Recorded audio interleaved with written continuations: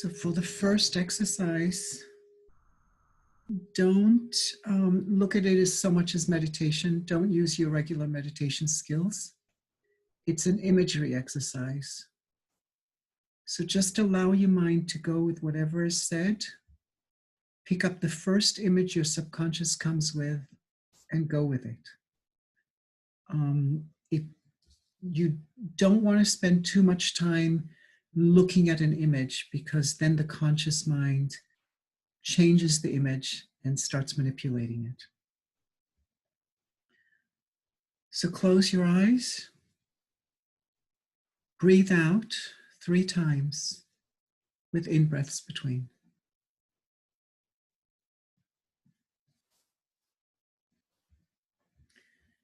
See a clock. There is something wrong with the clock.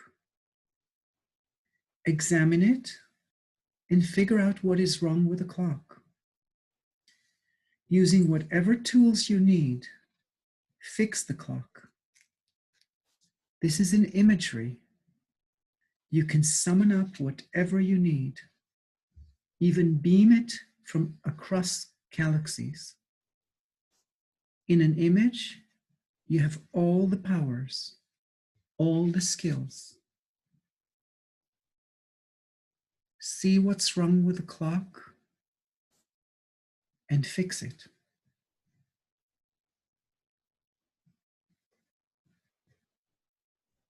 Breathe out. Open your eyes and just write down what was wrong with the clock and how you fixed it. You just need a few words.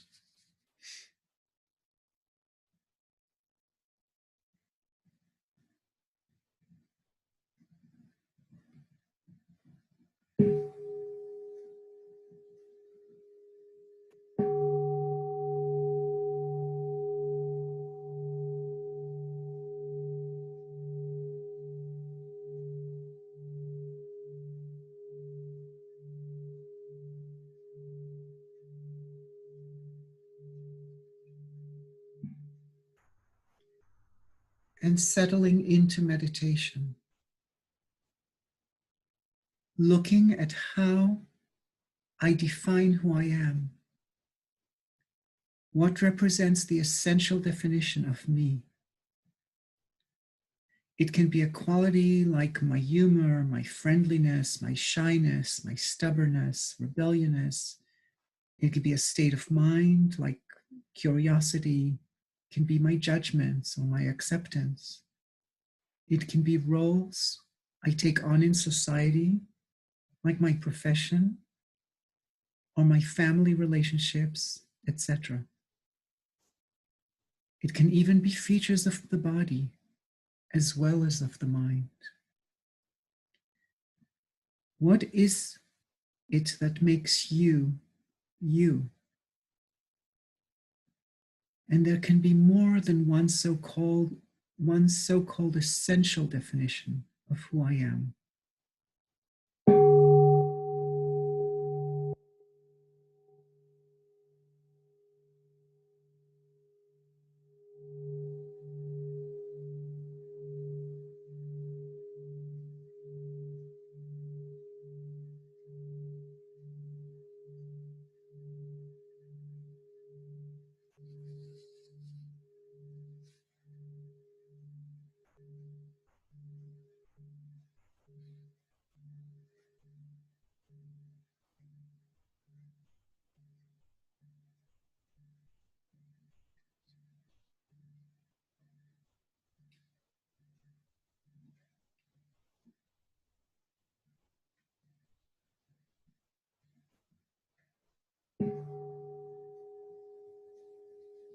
And just write down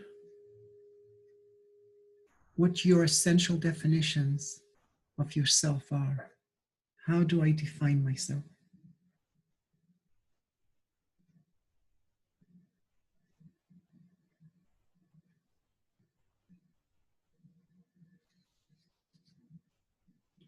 And letting go of writing.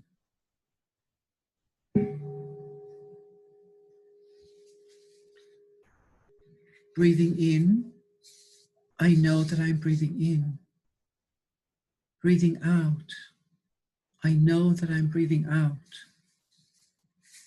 I follow my in-breath from its very beginning all the way through all its stages of growing and fading away, and as it turns into an out-breath. I follow the out-breath from its very beginning through all its phases, and as it turns back into an in-breath. I touch my breath with my mind's eye, and I touch impermanence.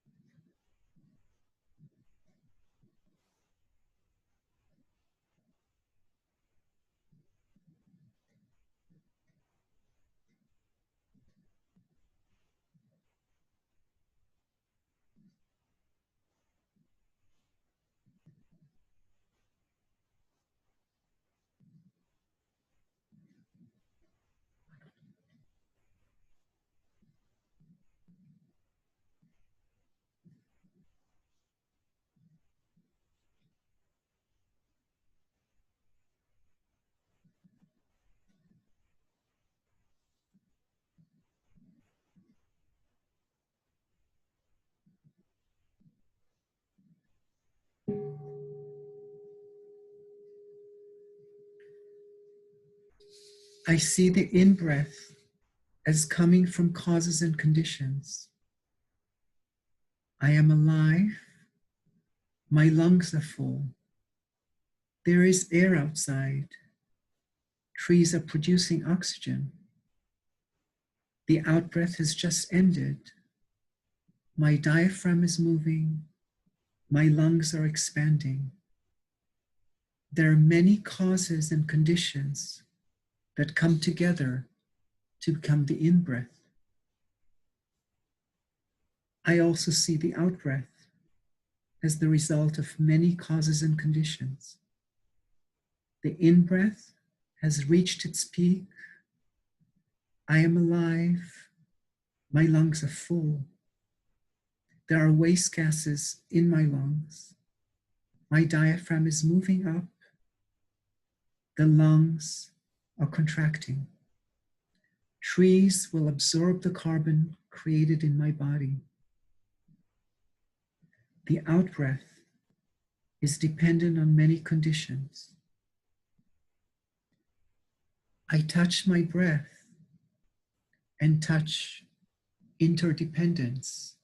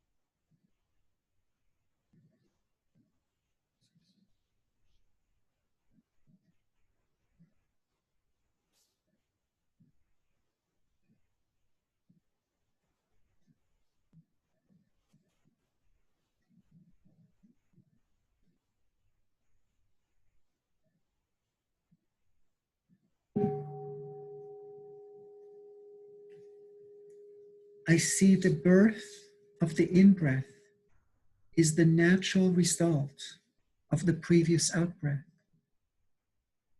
I see the death of the in-breath as the birth of the out-breath. In-breath and out-breath are not born nor die. They simply interchange and become one another.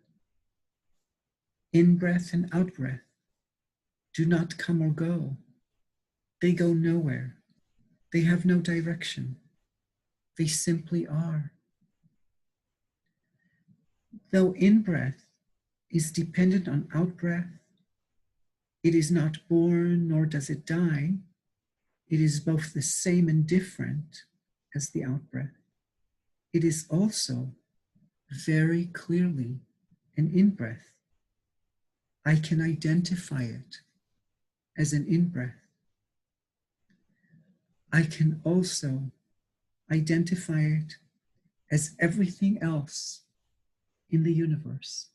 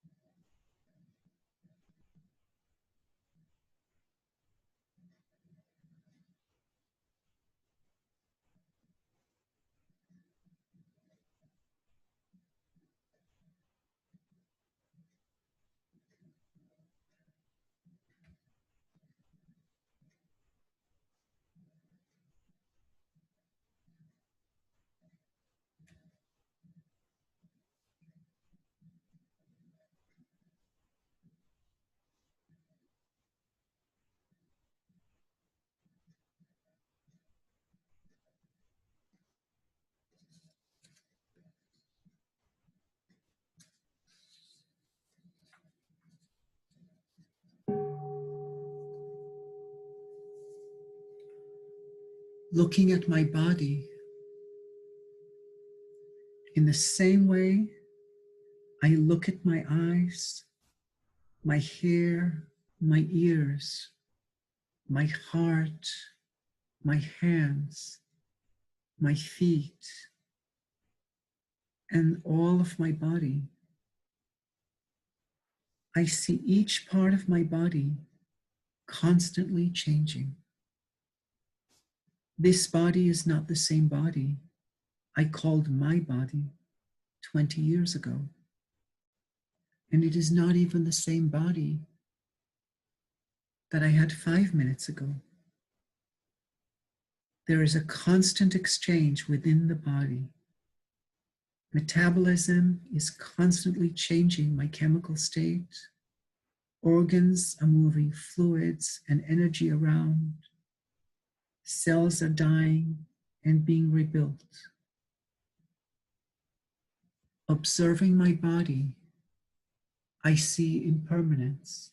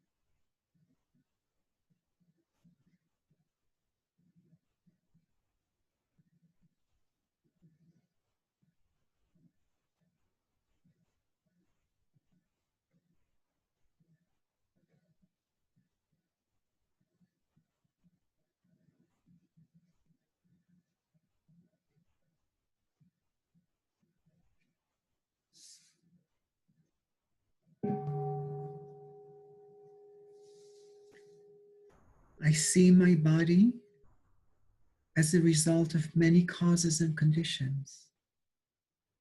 My parents and their reproductive choices and actions. My genetic code, linking me to all life forms on this planet and perhaps in other places on the galaxy. The food that I eat, the air that I breathe, and many environmental factors, including conditioning like physical and mental training. I observe my body and I observe interdependence.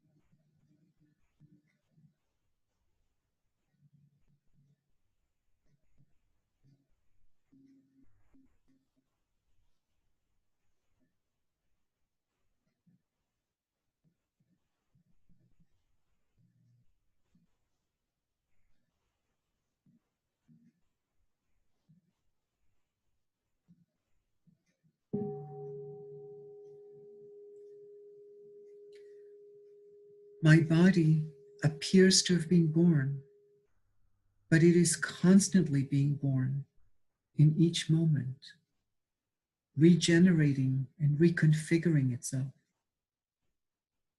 My body will die, and yet the substance of this body will become part of the universe and part of other entities, inanimate ones and animate ones. This body is unique, and it is one, and yet it is also the same as all other human bodies.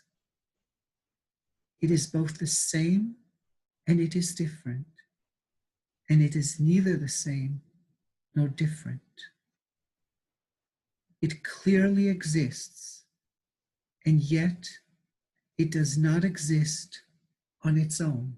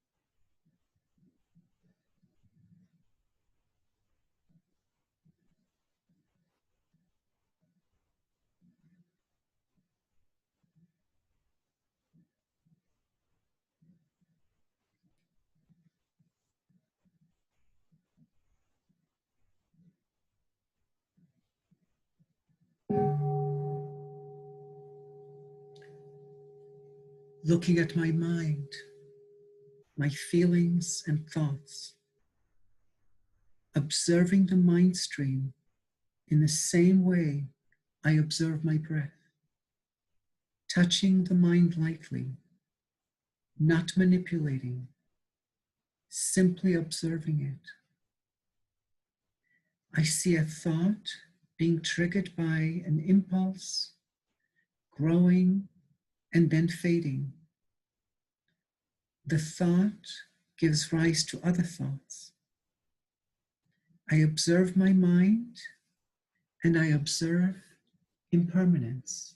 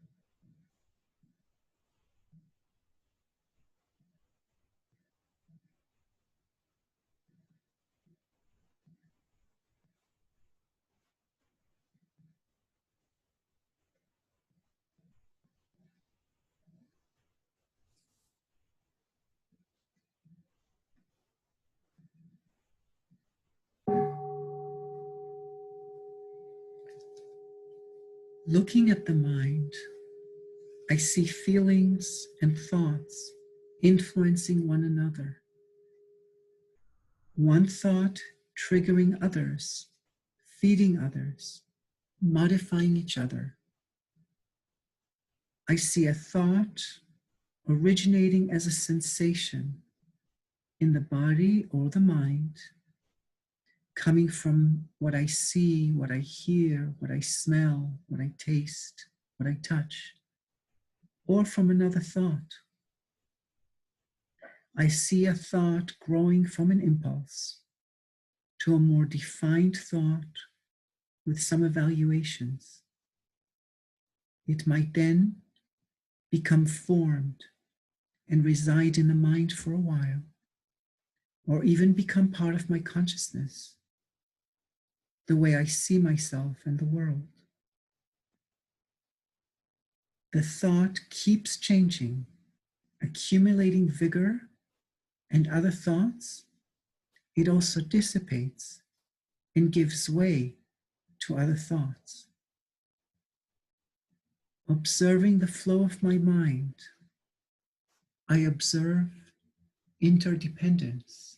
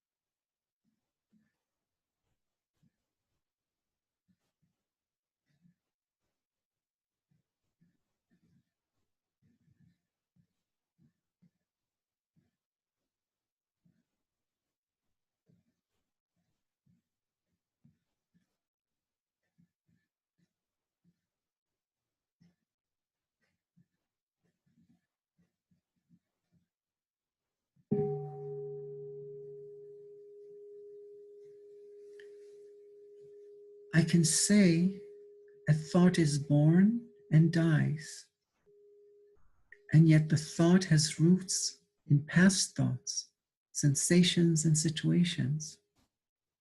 It has no clear birth. A thought also dies, and yet it leaves traces, influencing other thoughts. It has not a clear death. I can say this thought is unique, and yet it is also all other thoughts within me and within all beings. A thought appears to come from somewhere and go somewhere, but it is just part of the flow of the mind, of my life, of all of life. It has no direction.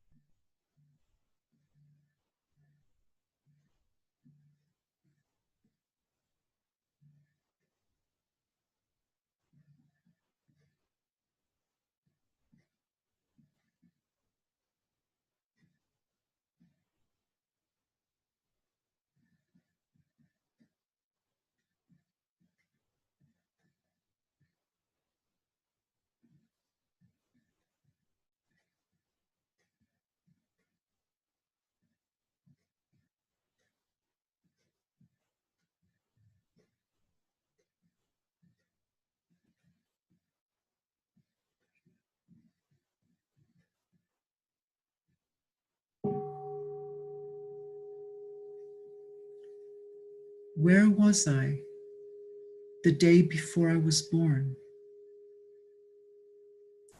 Where was I 9 months earlier?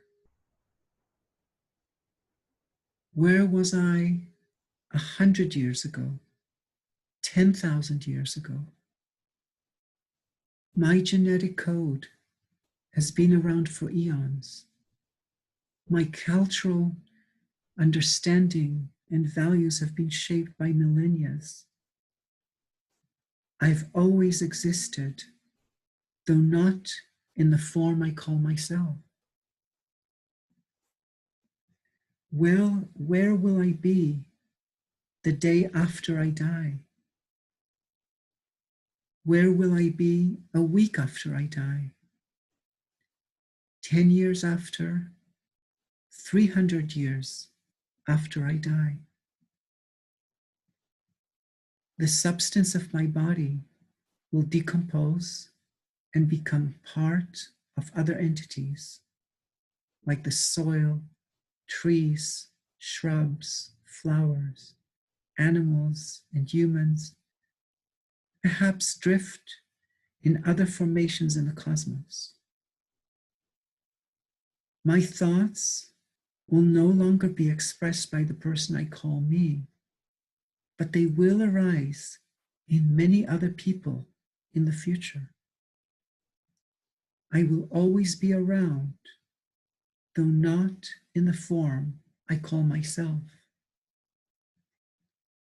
I am neither born nor I die.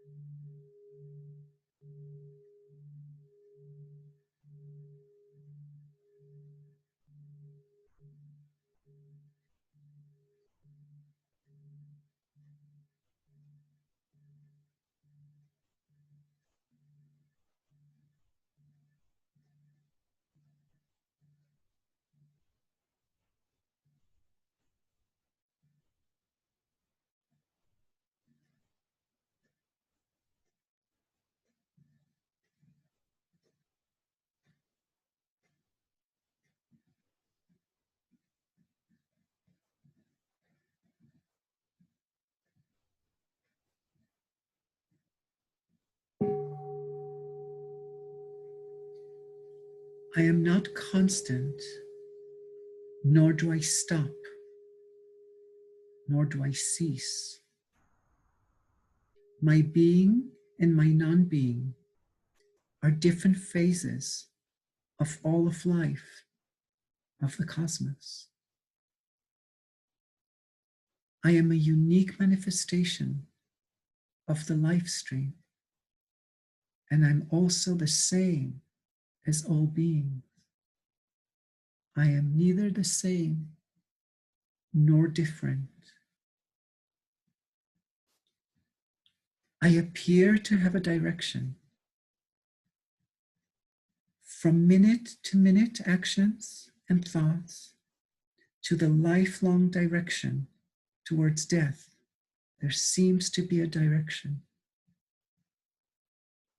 But being part of the process of all of life, I do not come and I do not go. I do not leave. There is no direction when I look at all of life, the entire cosmos. There are movements, flows everywhere, but the direction, the coming and leaving, is only relative to the fractions, not to the whole.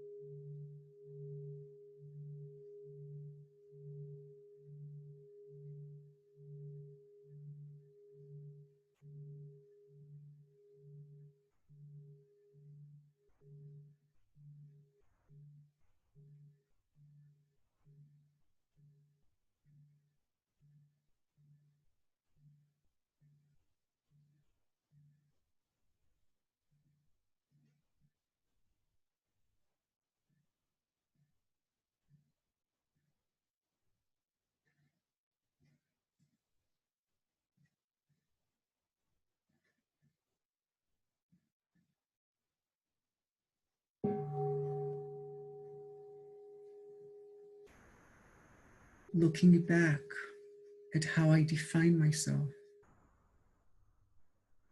if you like, you can look at the piece of paper.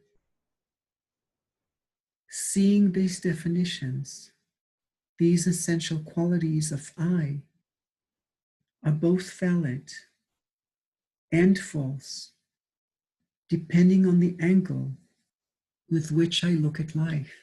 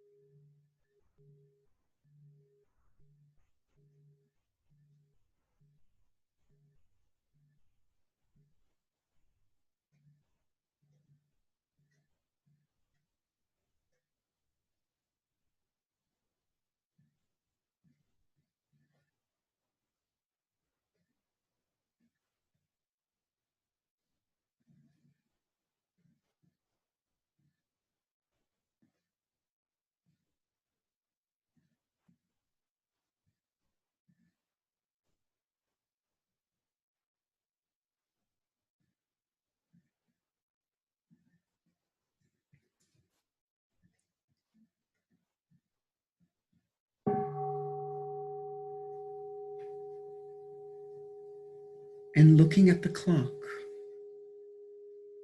the metaphor is often that whatever was wrong with the clock represents my own obstacles, the so-called what is wrong with my own life. However I fix the clock is suggestive, is a metaphor to how I can mend my life. Looking at the clock, the obstacle and the mending I let go of the ideas of birth and death, coming and going, same and different, being or non-being.